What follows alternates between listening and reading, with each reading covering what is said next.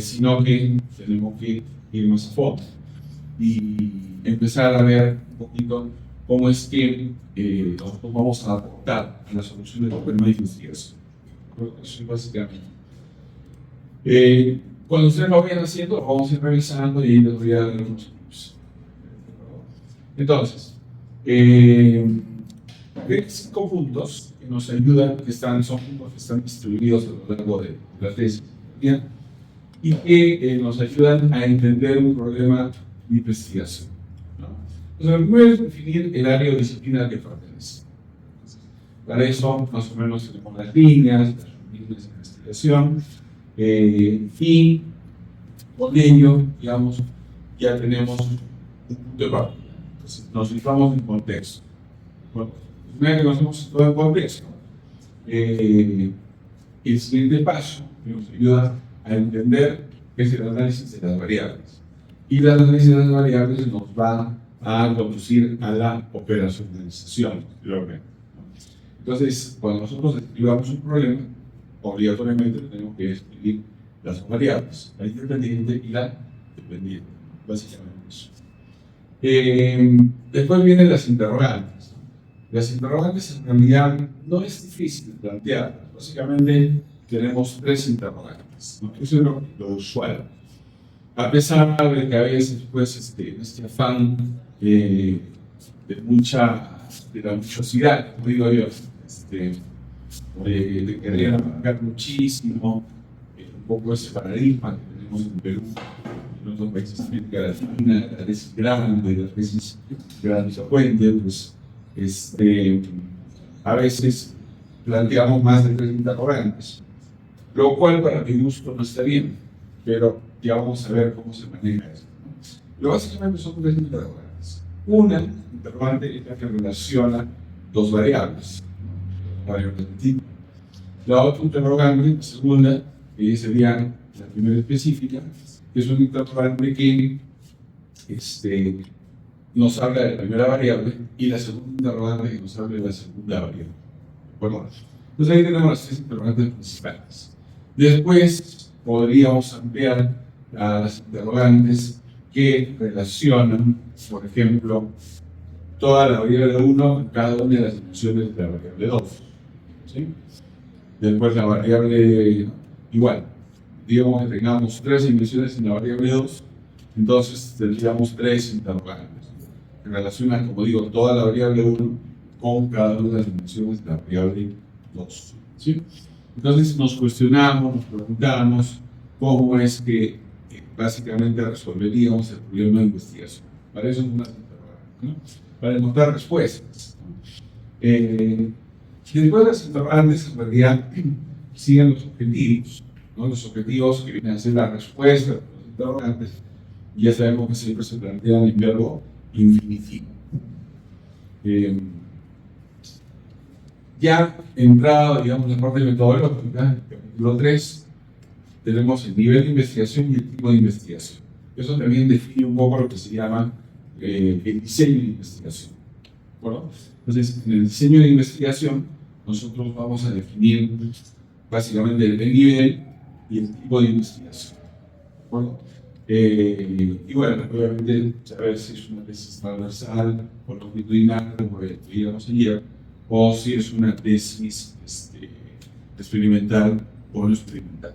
Obviamente lo que se dice, ¿no? ¿De acuerdo? Entonces, básicamente temas de fondo.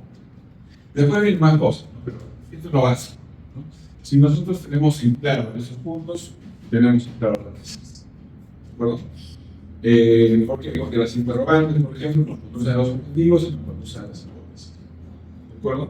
El tipo y nivel de investigación nos marcan la pauta de cómo va a ser la forma de investigación, y obviamente las variables, ¿no?, que están desde el título consideradas, ya nos marcan un poco también el rumbo de lo que vamos a investigar. ¿Sí? ¿De acuerdo? Ya, este es el punto de partida. Vamos a irlo a desarrollar.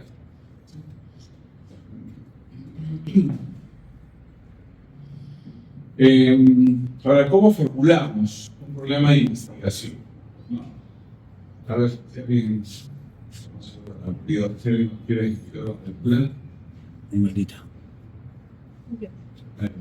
¿Cómo formular un problema de investigación? Debe expresar relación entre variables, es preferible expresarlo como interrogante, debe abrir la posibilidad de pruebas empíricas y debe expresar dimensiones espacial y temporal. Ok, muchas gracias. Entonces, cuando formulamos un problema de investigación, ¿no? La formulación se refiere justamente a las preguntas, ¿no? La pregunta general, la pregunta de formulación. Y las preguntas específicas se llama sistematización. ¿De acuerdo? Entonces, si ustedes ven varios modelos de tesis, en algunos casos se llaman preguntas de investigación, en otros interrogantes de investigación, y en algunas lo dividen en todo. Una pregunta general, que se llama formulación, y la pregunta específica que se llama sistematización. Son diferentes terminologías de forma. Yo no le doy mucha importancia tampoco a ello. Lo importante es eso. Entonces, un interrogante, en realidad, acá en el punto 1, lo que hacemos en su momento, es básico, ¿no? Debe presentar, debe generar una relación entre variables, entre la variable independiente y la dependiente. Entonces, habíamos dicho que interrogante general relaciona las variables y después las específicas se centran en una de las variables, ¿no? Una para la variable independiente y otra para la variable dependiente. Y en algunos casos, como digo, algunas exigencias nos indican de que podríamos relacionar la variable 1 con cada una de las dimensiones de la variable 2. ¿De acuerdo? Luego vamos a ver algunos ejemplos. Y sirve la formulación del problema cuando decimos que preferible expresarlo como interrogante, para lo que se estima, ¿no? Entonces, primero un interrogante y después el objetivo que debería ser la respuesta a la interrogante, ¿no? Como es una tesis de maestría, decíamos que tiene que ayudar a resolver problemas prácticos, entonces claro, nos tiene que abrir la posibilidad de pruebas empíricas, ¿de acuerdo? Pruebas, el empirismo en la práctica, ¿no? Entonces, si bien es cierto de que estamos hablando de ciencia, de conocimientos sistemáticamente ordenados de ciencia, pero también, obviamente, la ciencia tiene una parte empírica, ¿no? Es decir, práctica. Entonces, si yo hago un interrogante, se entiende que voy a, digamos, abrir la posibilidad de hacer pruebas, ¿no? De aplicar instrumentos, de resultados estadísticos, resultados cualitativos. Y finalmente, expresar dimensiones espacialmente temporales, es decir, todo interrogante, ¿no? Todo cuestionamiento, toda formulación de tesis, tiene que tomar en cuenta de que no son, digamos, cuestionamientos universales e infinitos, sino que están sujetos a un espacio-tiempo. Yo no hago una tesis en el universo, tomando en cuenta, no sé, todo el planeta Tierra. O sea, es en un espacio determinado, una empresa, una organización, un conjunto de empresas, una sociedad, el departamento de Arequipa, ¿no? O sea, tengo que centrarlo en un espacio. Y obviamente, y ayer insistíamos mucho en esto, en la parte temporal, ¿no? O sea, no me puedo exceder en tiempos, porque una investigación que tarda mucho en hacerse se empieza a distorsionar, porque la realidad cambia. Entonces, lo ideal es que lo hagamos en un tiempo preciso. Hablamos de que hay una dimensión temporal, ¿sí? Los resultados que yo tenga de una investigación hoy, ¿no? Enero del 2016, seguramente van a ser muy diferentes de los resultados que tengan en junio del 2026 o en enero del 2026. De todas maneras van a ser diferentes, ¿no? ¿Ya? Entonces, por eso a veces es un error, y algunos caen en ese error, de comparar, por ejemplo, una tesis de 2010 con una tesis de 2020. Y decir, mira, ¿por qué los resultados son diferentes? ¿Estuvo mal hecha la de 2020? No, no es que estuvo mal hecha, sino que, obviamente, la situación cambia, ¿sí? Cambia pues, diametralmente. Sobre todo cuando hacemos tesis sobre temas que implican cambio permanente. Clima laboral. Entonces, el clima laboral, una hecha en en un determinado año en la misma empresa y un año a otro puede cambiar radical. Hay otras cosas que no cambian tanto, pero hay algunas y un cambio. Eso básicamente entonces se pone en cuenta cuando se formula un problema de investigación. Hemos comentado si es que hay dudas. Vamos a ver entonces ahora la relación a las variables, ¿no? Esto es bien interesante, ¿no? Porque la variable es siempre el punto de partida en minutos totales. Y si tenemos un claro de las variables, vamos a tener en claro en realidad toda la lista. Vamos a tener muy claro. ¿Sí? La variable es lo que queremos investigar, es el punto de partida. ¿Sí? Vamos a ver qué es una variable y también qué es un indicador. Entonces, a ver, ¿no? ¿Te ayudar con las letras? Lisandro, te toca leer. Concepto de variable. Característica observable, increíble, de carácter abstracto, ligado o relacionado con las de manera directa o indirecta, proporcional o no proporcional. Concepto de indicador. Son subdimensiones de las variables que las utilizan para poder ser medidas. Muy bien, perfecto, muchas gracias. Y entre las variables de los indicadores están las dimensiones. Las dimensiones es el conjunto de indicadores o de la integración de las variables. Vamos a utilizarlo de ambas maneras. Entonces, la variable es una característica observable y medible. ¿Okay? Sin embargo, de por sí, cuando se plantea la variable, todavía es medio abstracto, cuando no tiene indicadores. Los indicadores no se pueden medir. La clave acá, cuando encontramos variables, es que podemos ligarlas, podemos relacionarlas, podemos medirlas conjuntamente. Eso es importante. Si nosotros tenemos, en realidad, a ver, en teoría, digamos, en teoría básica, podemos relacionar cualquier variable. O sea, el investigador tendría que ser capaz de relacionar cualquier variable, pero obviamente con cierta limitación. ¿Podríamos relacionar cultura organizacional con el clima laboral? Sí. ¿No? Podríamos relacionar estilo de liderazgo con compromiso y claro. Entonces vamos viendo. Pero también hay que tener cuidado hasta qué punto son relacionables, ¿no? Entonces, podemos empezar a jugar mucho con esto. Y aquí también hay un tema bien interesante, porque hay algunas mentes cerradas, ¿no? Que dicen, no, estas dos variables no son relacionables, no se puede relacionar. Pero el investigador tiene que tener la mente abierta, ¿no? Una mente abierta de tal forma que pueda ser capaz de descubrir la relación, ¿no? O sea, a veces hay unas relaciones más impensadas, ¿no? Menos imaginables. Hay cualquier cantidad de relaciones, pero hay algunas, por ejemplo, no sé, influencia del clima, no refiero no al clima laboral, sino si están nublados, soleados, en el rendimiento de las personas. ¿Sí? Tiene relación. Habría que hacer hay un estudio interesante que lo veía hace muchos años, que debe estar por ahí en internet. No sé si ustedes han escuchado hablar de la nevada de Quebec. La nevada. Sí. Es conocidísimo, pero creo que las generaciones más jóvenes no usan este término. Estás con la nevada. Estás, digamos, te levantaste renegando, melancólico, triste, y nunca escuchaste ese término. No lo puedo creer. Es increíble, o sea, era conocidísimo. Y he visto que, claro, que ahora los jóvenes no lo conocen mucho. Ya, la nevada, que es típico de Arequipa, que era cuando. Adelante.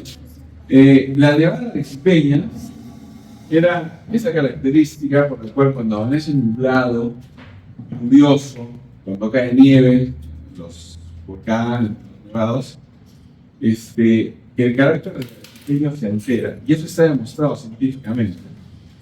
Sí. Algunos se ponen melancólicos, tristes, y otros reniegan, se ponen coléricos, ¿no? Y eso, a eso se le conocía como la nevada arequipeña, típico, creo que no lo hayan escuchado. ¿No has escuchado la nevada? Exacto. Exacto, de los abuelos. Sí, claro, no decía nada de tipo, ¿no? Claro. Pero sí, entonces, una alumna que sí conocía la nevada, los alumnos conocían, pero todos escuchaban hablar, entonces decían, estás con la nevada, ¿no? Algo contigo.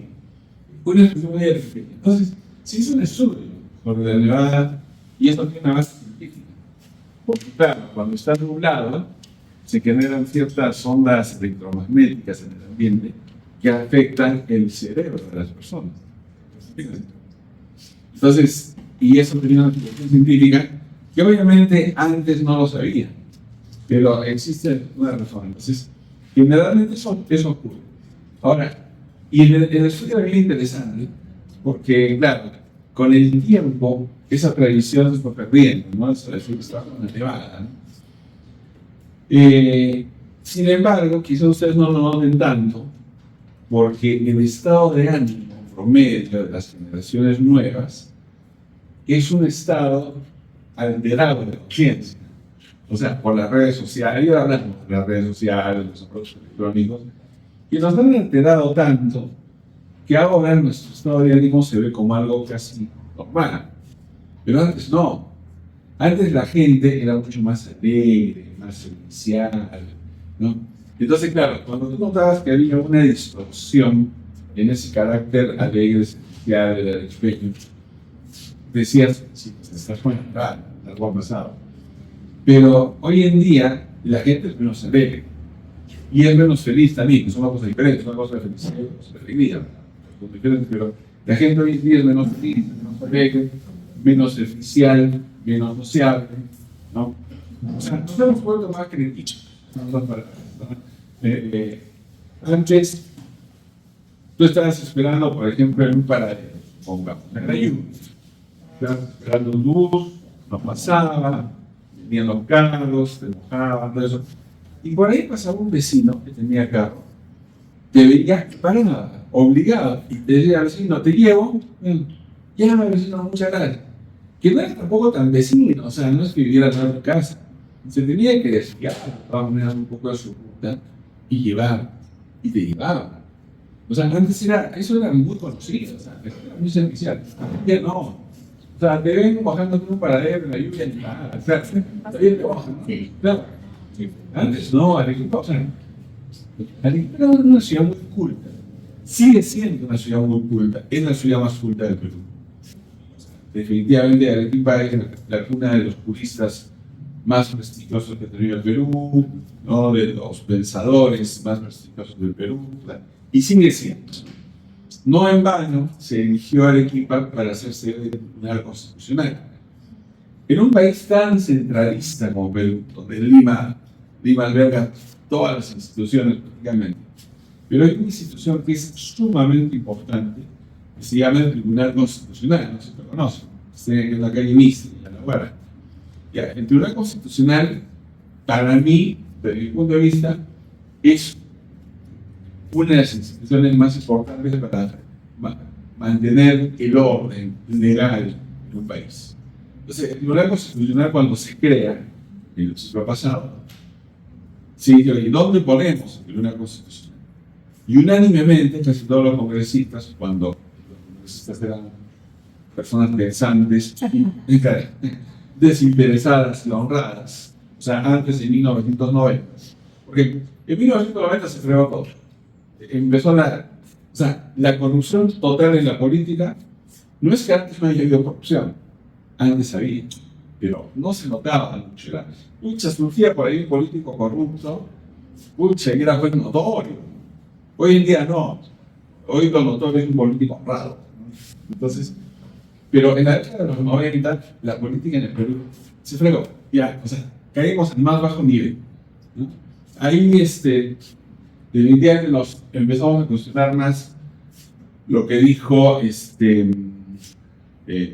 González Prada, la famosa frase de ¿Cuándo se jodió el Perú? ¿En qué momento se jodió el Perú? ¿No es cierto? ¿Se acuerdan? Esa frase. Ya. Eso se le atribuye a varios autores, pero en realidad quien lo dijo la primera vez fue González Prada. O sea, siempre hemos tenido complicaciones, siempre, desde el siglo XIX, desde la independencia, y ahora analizamos. Los peores problemas del Perú han empezado en 1820. Grave error de independencia. Perú es casi un estado fallido. Eso es Perú, no sé si conocen el concepto de estado fallido. Un estado fallido, algunos le llaman una república fallida, es un concepto geopolítico, económico también, que consiste en que hay estados que no logran desarrollarse. ¿Y por qué no logran desarrollarse?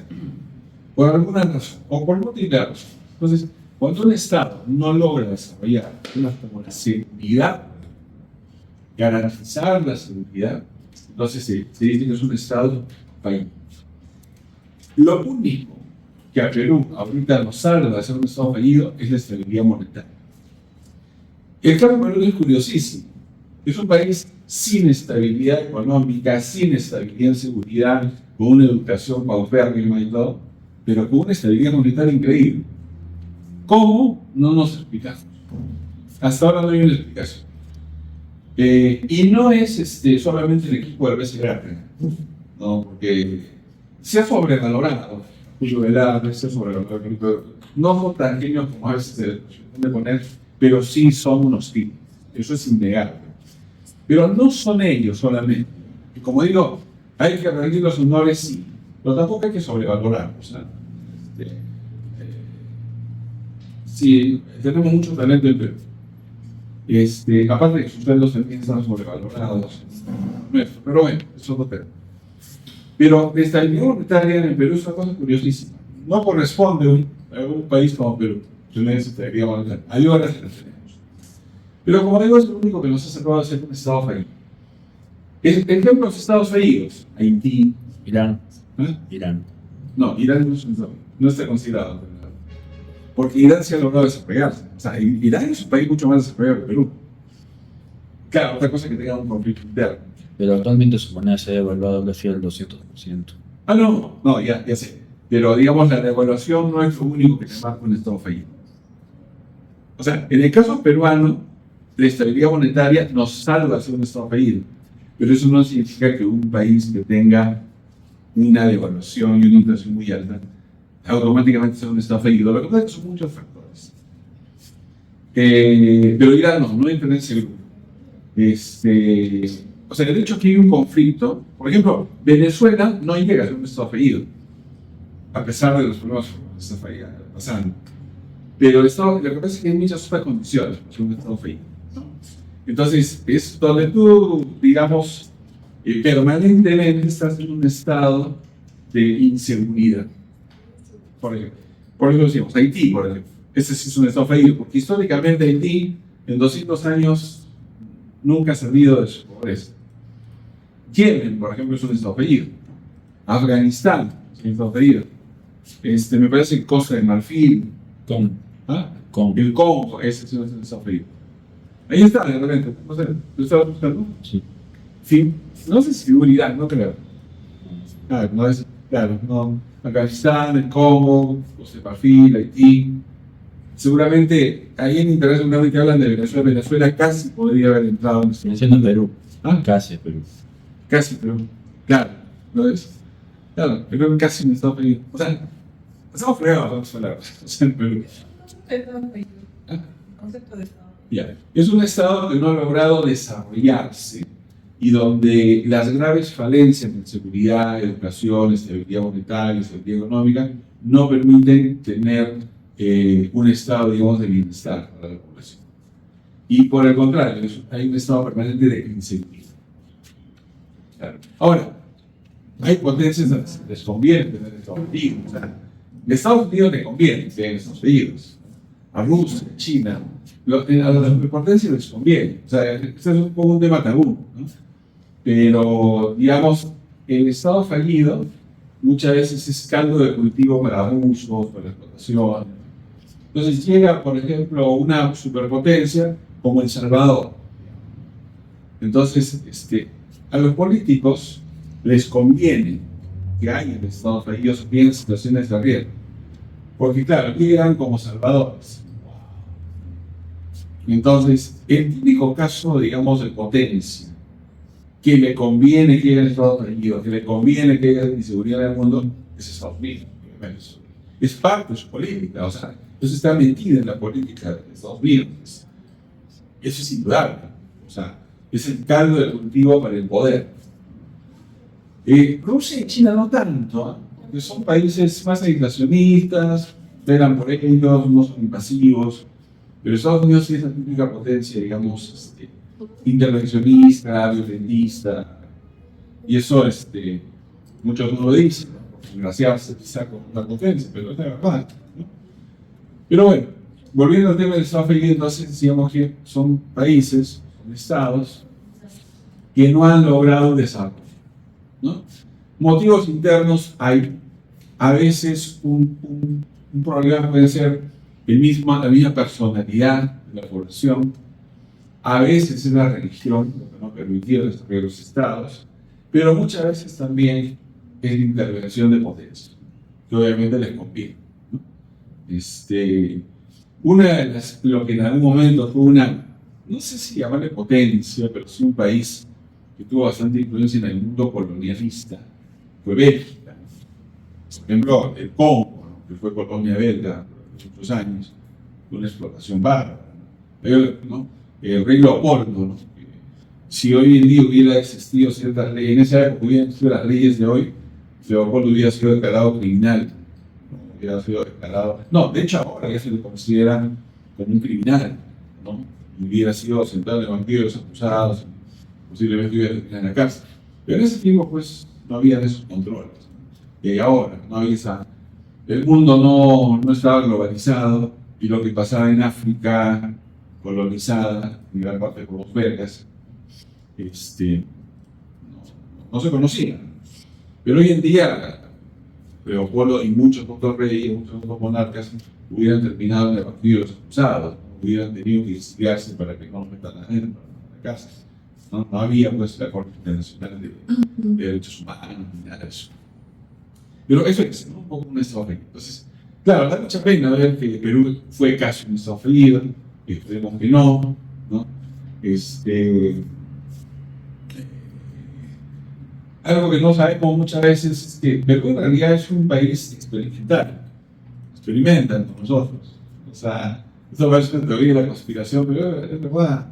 O sea, el hecho de que, no sé si han escuchado últimamente que Estados Unidos quiere poner a Perú como un aliado fuera de la OTAN. Un aliado, ¿no? Y de hecho ya se firmó un convenio para modernizar la base naval del Callao. A mí me parece peligrosísimo eso. No debemos ir que Perú lo aceptara. A mí me parece peligroso tener una alianza con Estados Unidos. Peligrosísimo. O sea, no vaya a ser que nos convirtamos pues en un país satélite más, no es mucho. Pero no creo, porque ahorita como Estados Unidos está en caída libre, no creo que pase eso, pero hay ese peligro. A mí me preocupa una alianza ahorita con la potencia. Mi idea es permanecer como no alineados. El concepto de país no alineado es un país que no tiene una relación directa, un vínculo directo con ninguna potencia, sino que mantiene su independencia. Más nos convendría aliarnos con los BRICS, que ahorita los BRICS son un grupo poderosísimo. Lo que pasa es que tienen un perfil bastante bajo, pero cuando quieren hacer las cosas lo van a hacer, ¿no? Entonces, claro, China acaba de firmar un convenio con Canadá, y como siempre, los norteamericanos, Trump, concretamente, va a poner el grito en el cielo. No le puedes permitir a ningún país, lo ve como un peligro, ¿no? Pero claro, cuando vives muy paranoico, es una señal de decadencia. Ese temor absurdo, ¿no? De que tu vecino por un convenio, por un país, con otro, no debería causar un temor, pero bueno, es el temor a perder el poder, ¿no? Pero eso es, ¿no? Un poco. No sé cómo llegamos a los Estados Unidos, pero digamos, era un tema de nada, un tema que estábamos analizando, ¿no? Entonces, apostar por la educación, yo creo que nos libra en gran medida de entrar en estas situaciones tales, ¿no? Ahora, casi estados fallidos, obviamente hay muchos, incluso España, en algún momento estuvo a punto de ser un estado fallido. O sea, entonces, se puede salir de ese estado. A quienes les resulta más complicado es en los que ya son un estado fallido. O sea, no lo que comentábamos en su momento. Afganistán, Yemen, Haití, que son casos súper críticos. ¿Y por qué no salen de eso? Bueno, simplemente porque no tienen la cantidad de recursos interesantes para ser invadidos. ¿Ya? Entonces, claro, y no son preocupación para nadie. O sea, a Haití no le interesa a nadie. O sea, es un país, no tiene petróleo, no tiene litio, no tiene oro, solo tiene caña de azúcar. A Estados Unidos no le interesa ir a ayudarlos, entre comillas, como se quiere ayudar, entre comillas, a Venezuela. O sea, obviamente no le interesa. Entonces, y van a seguir siendo Estados Unidos, porque nadie le interesa. Obviamente, Esa tesis de, claro, de maestría porque imagino que no tiene un formato solo para maestría. o sea, hay un formato base, una estructura, pero obviamente ahí ya cada tesista tiene que enriquecerlo con lo que necesita. O sea, obviamente la estructura es básica, ¿no? Que voy a buscar si yo la tengo actualizada. A veces con los cambios de laptop, siempre cambié este año, siempre cambié laptop. Lo voy a buscar y igual se las voy pasando. Pero no se confíen tanto en sí la estructura, porque la estructura es algo, digamos, básico. Ya sobre la estructura cada tesista construye trabajo, ¿no? De investigación. Entonces eso básicamente. Pero más o menos no sé si contesté un poco cómo es esto, ¿no? Entonces los indicadores, claro, tienen que estar siempre expresados en los instrumentos. Si yo no puedo expresar en los instrumentos un indicador, ese indicador lo tengo que hacer. Ahora, puede pasar algo durante el desarrollo de la tesis, y pasa muy seguido. Yo tengo la intención como investigador de tener un indicador, o un conjunto de indicadores. Y voy con eso, hago pruebas piloto, todo, y de pronto me doy cuenta que es un indicador, o que no me sirve para nada, no aporta, o que es imposible medir en mi situación. O sea, hay cosas que no se van a poder medir. Lo saco. Y lo sustento. O sea, ¿por qué estoy sacando esto?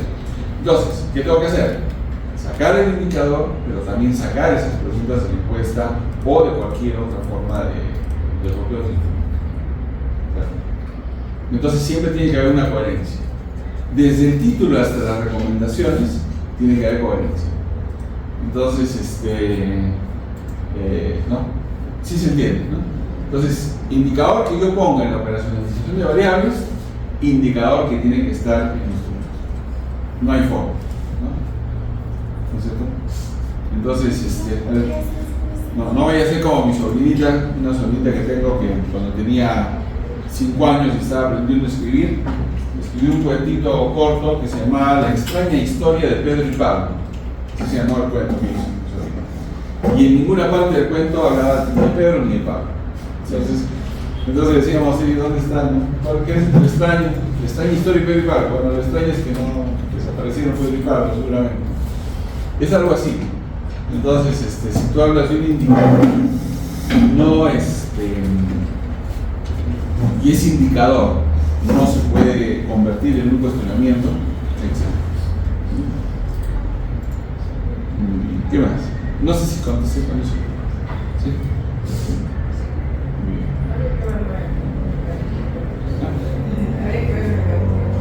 Sí. Paso a paso, no se preocupen. O sea, yo sé que a veces en tesis 2 viene un desconcierto. Tesis 2 a veces es un cortavenas. Peor que una canción romántica de Paquita la del Barrio. O sea, mucho totalmente. A veces nos desesperanzamos. Bueno, no es tan difícil, ¿no?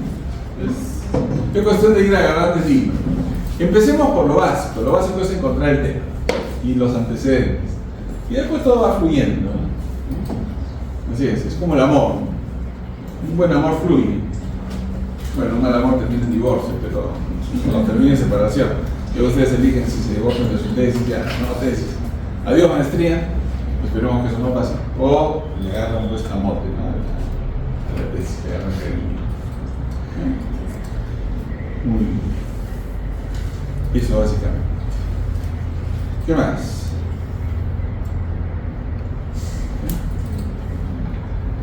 Ahora hay un tema bien interesante, que después les quiero pasar un video corto sobre eso, para que esté bien invitado. Cuando hagamos una tesis, justamente a raíz de esto de los indicadores, nuestras preguntas y todo tienen que ser precisas. Tenemos que acostumbrarnos a cuestionarnos y cuestionar a los demás también de forma precisa, ¿ya? De forma tal que también las respuestas sean precisas, ¿no? ¿A qué me refiero? Ser claros, ¿no? O sea, no, digamos, hacer preguntas completas si queremos respuestas completas, ¿no? ¿Ya? Entonces, vamos a ver si esto se puede graficar de alguna forma.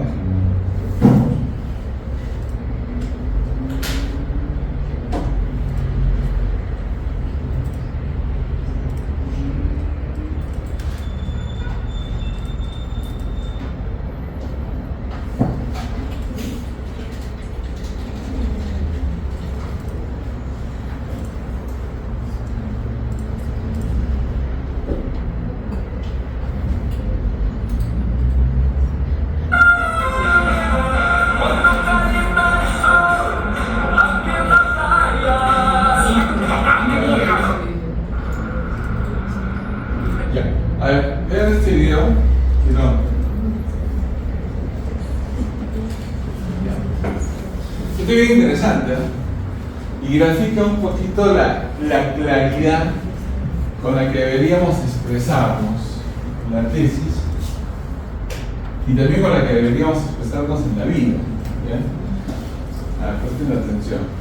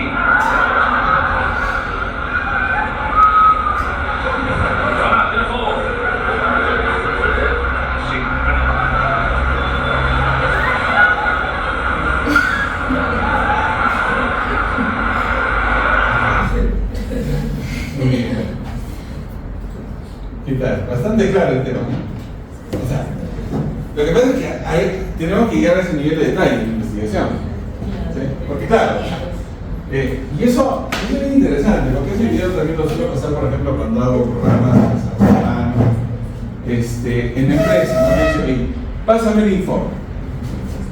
No sé si les ha pasado, les escriben un WhatsApp, un correo, necesito el informe, pásamelo, ¿ok? Sí, lo voy a pasar. Algunos van un poco más allá. Necesito urgente, a la brevedad posible. Ya. Urgente y a la brevedad posible no son unidades de medida. O sea, lo que urgente para algunos puede ser un minuto o un segundo, para otros puede ser un año. Y no podemos culparlo.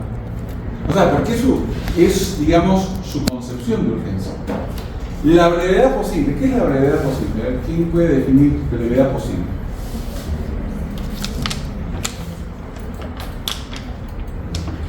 ¿Verdad? Un plazo corto. ¿Qué es un plazo corto? Un minuto, una hora, un día. ¿Qué es relativo? ¿Ah? Es relativo. Es relativo, efectivamente, es relativo. Porque para usted puede ser un minuto, para mí puede ser, no sé, un medio. Exacto. Es relativo, efectivamente. Es como cuando en las tesis utilizamos bueno y malo. Bueno y malo, ¿qué es bueno y malo? Para una maestría sobre artes, ¿no? Que Carlos nos planteó ese tema, por ejemplo. Pucha, ¿cómo será? Viene un crítico de arte y, bueno, te dice este cuadro, quiere transmitir eso, y tú como persona que no sabe nada de arte, dices, wow, o sea, ¿qué es esto? O no le encuentras sentido, ¿no? O te dejas impresionar y dices, wow. O simplemente dices, esto es una porquería. O sea, para un crítico de arte, para muchos críticos de arte, Picasso es un genio. Para quienes no entendemos a Picasso, y no estamos obligados a entender a Picasso, obviamente, es una reverende estupidez la pintura de Picasso. O sea, es un bodrio, ¿no? O sea, para mí Picasso es un idiota, un aprovechador, ¿no? Pero para otros no. ¡Wow! Picasso es lo máximo, o sea, es un Picasso, un cuadro de Picasso y pagan millones de dólares. ¿Ya? Es subjetivo. Entonces, claro, lo bueno y lo malo en realidad son términos absolutos que, siendo tan absolutos, se convierten en relativos. O sea, entonces en una tesis no podemos decir el resultado es bueno y por qué no es malo, ¿no? Entonces, claro, el investigador hay que tratar de utilizar otro tipo de términos, ¿no? No es bueno o es malo. Entonces habría que tratar de utilizar términos que se puedan medir, ¿de acuerdo? Igual, como en el caso del video, ¿no? Claro, o sea, o si me pasan en la empresa me pasan digamos, un correo, y dicen, necesito este informe a la brevedad posible. Ah, bueno, yo también te lo quiero pasar a la brevedad posible. Y la brevedad posible para mí es de cada 20 días. No sé. Pero es diferente si te dicen, necesito el informe que te pedí ayer sobre las ventas del mes para mañana a las 5 de la tarde, porque a las 5:30 tengo un comité y tengo esa hora para estudiar. Ah, ya, eso es otra cosa. ¿Se dan cuenta? Pero claro, también viene el otro aspecto, ¿no? Que es, no me lo puedes pedir ahora, me lo has debido pedir hace una semana. Entonces, ¿se dan cuenta? Tengo que ser preciso, conciso, tengo que precisar con la mayor exactitud posible, digamos, ¿no? Los pedidos, ¿no? Cuando pido algo. Pero también tengo que ser considerado de decir, bueno, si yo quiero un informe sobre las ventas para el miércoles de esta semana, tengo que haberlo pedido ya 5 días atrás, porque sé lo que demora, ¿no? Bueno, interesante entonces, ¿no es cierto? El videito. Así que cuando pidan algo en la empresa, por ejemplo, tiene que ser preciso. Quiero el informe. Sí, está bien, yo sé que lo quieren, yo te quiero dar, ¿no? Pero ¿cuándo? ¿Cómo? ¿Dónde? ¿En qué formato? ¿No? Alguna profesora que justo nos enseñó ahora en la maestría que ella en su empresa pusieron una regla de que si trabajaban en el mismo edificio, o sea, pararse y ir a pedir información directamente, para que no haya esos correos, uno de ida y vuelta, y a veces había personas que tenían mucha información y el correo estaba ahí y no lo veían. Claro. Y eso fue lo que plantearon en su empresa. Entonces, sí es necesario. Si nos dicen en mi trabajo, es necesario que el sentido del pedido de la información debe estar más claro. Y realmente ir a lo que se está pidiendo y cómo, y que no haya correos de ida y vuelta, que nos generen más fastidio porque al final si mandas algo de la otra persona pues no es lo que estaba pidiendo, es hacer doble trabajo y como que en algunas personas se puede incomodar. Correcto. Totalmente de acuerdo, tal cual.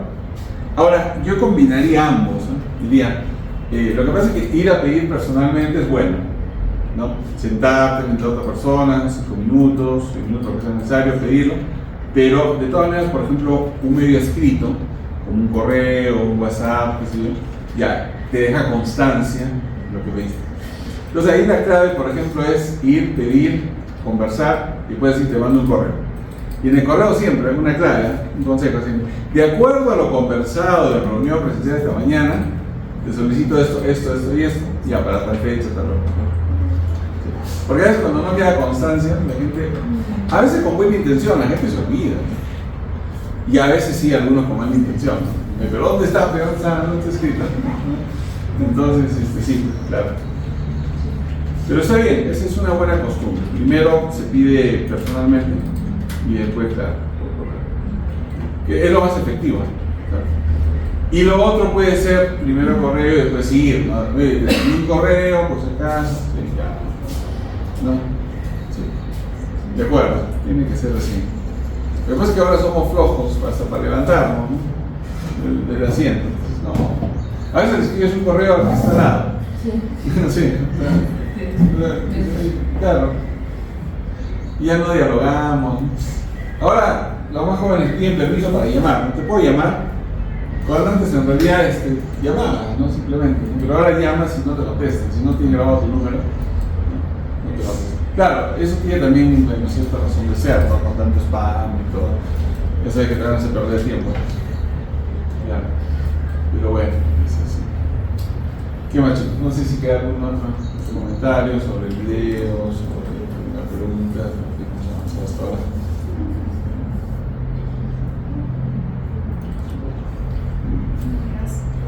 Ya, buenas noches.